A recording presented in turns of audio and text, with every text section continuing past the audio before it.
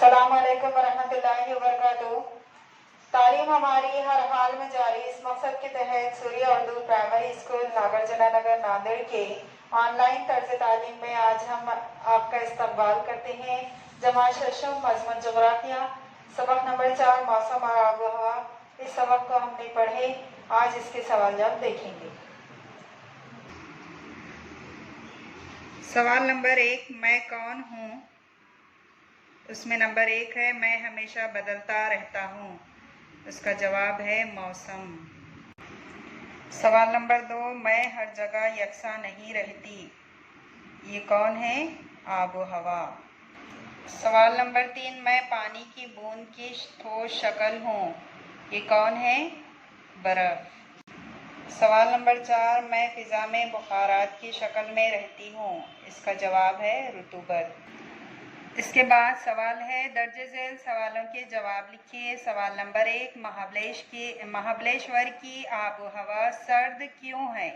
जवाब, सतह समंदर से जैसे जैसे बुलंदी पर जाएं वैसे वैसे हवा का दर्जे हरारत कम होता जाता है।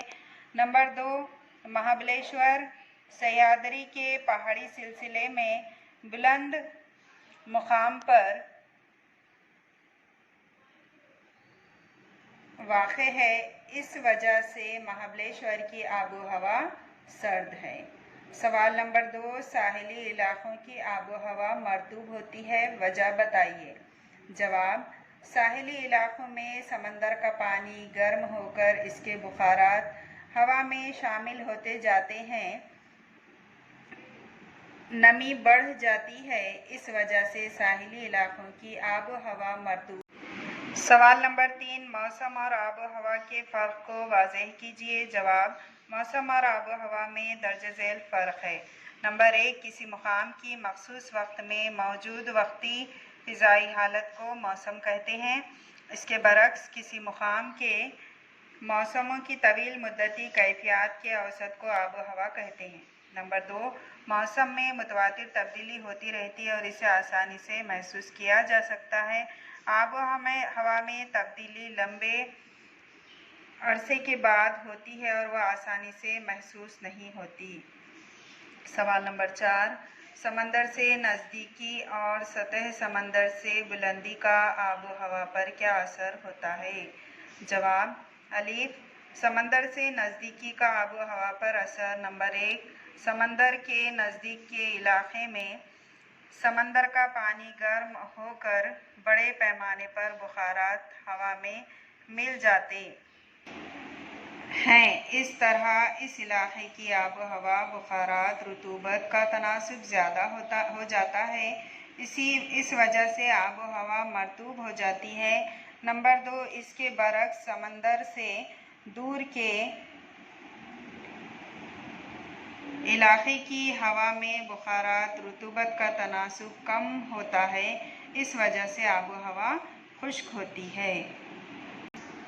बे, सतह समंदर से बुलंदी का आब व हवा पर असर। नंबर 1, सतह समंदर